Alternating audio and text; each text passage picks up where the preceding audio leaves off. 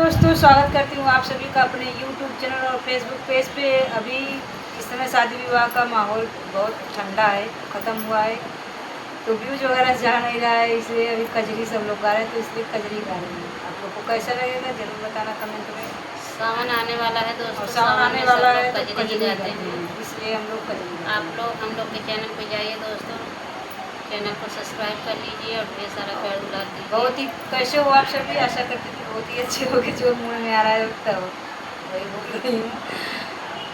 बहुत ही अच्छा सा कजरी लेके आए, मुझे बहुत जूना कजरी है, आज का नहीं है। मेरी दादी सब मैं अपनी दादी का ही गाती हूँ, तो उनसे ही सब सीखी हूँ, वही गा रही हूँ। बहुत ही अच्छा कजरी है। झूला पड़ी है शांत रे बगिया, झूलन जावे करारे ना। झूला पड़ी है शांत रे बगिया, झूलन जावे करारे ना। झूलत झूलत मोरा टिकवा टूटी गए, झूलत झूलत मोरा टिकवा टूटी गए। पतिया चकना चूर संभलिया, पतिया चकना चूर संभलिया। अब ना जाबै श्याम तोरे बगिया, नाही घर मारली जाबै ना। अब नाही जाबै श्याम तोरे बगिया, नाही घर मारल जाबै ना। झूला पड़ी है श्याम तोरे बगिया, झूलन जाबै करारे ना। झूलत झूलत मोरा नथिया टूटी गए, झूलत झूलत मोरा नथिया टूटी गए।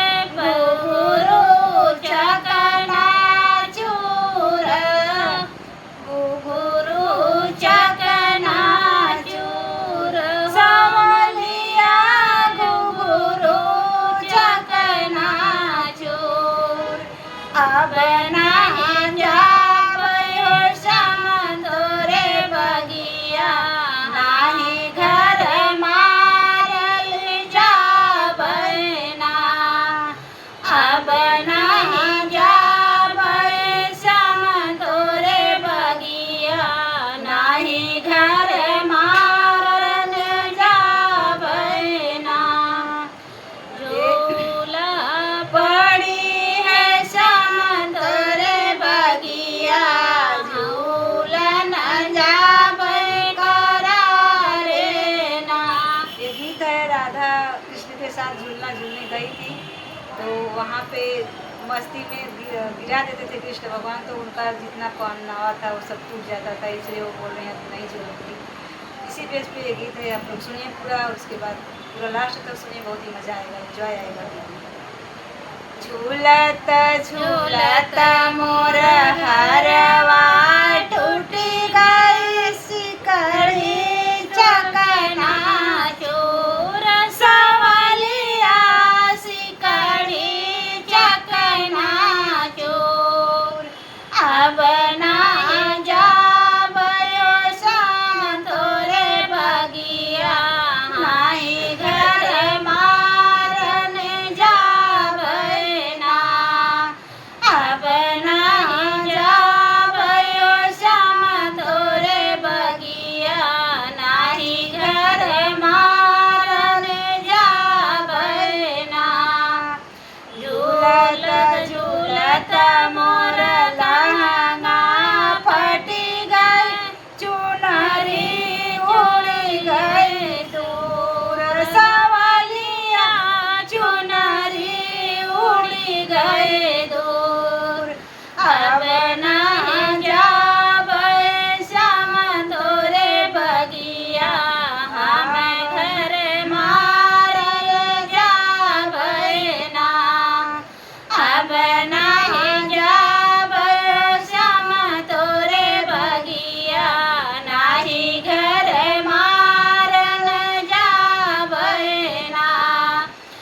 झूलता झूलता मोरा कंगना टूटी गई, झूलता झूलता मोरा कंगना टूटी गई, चूड़िया चकना चूर सवलिया, चूड़िया चकना चूर, अब नहीं जाबयो श्याम तोरे बगिया, नाही घर मारल जाबय ना, अब नहीं जाबय श्याम तोरे बगिया, नाही घर मारल जाबय ना, झूला झूलता मोरा पायल टूटी गए, घुघरू चकना चूर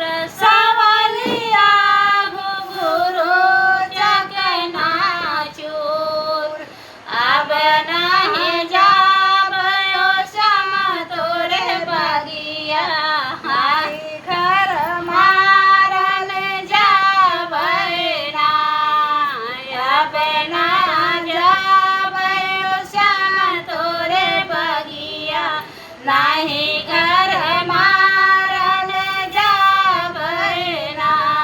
कैसा लगा गीत कमेंट में जरूर बताना। और ये बहुत ही प्यारा सा गीत है, आत्मा को एकदम तृप्त कर देती है गाते समय। आप लोग भी सुनिए और एंजॉय कीजिए और सपोर्ट भी कीजिए। प्लीज़ आप लोग नए हो तो मेरे वीडियो को चैनल सब्सक्राइब कीजिए, लाइक कीजिए, फेसबुक पेज को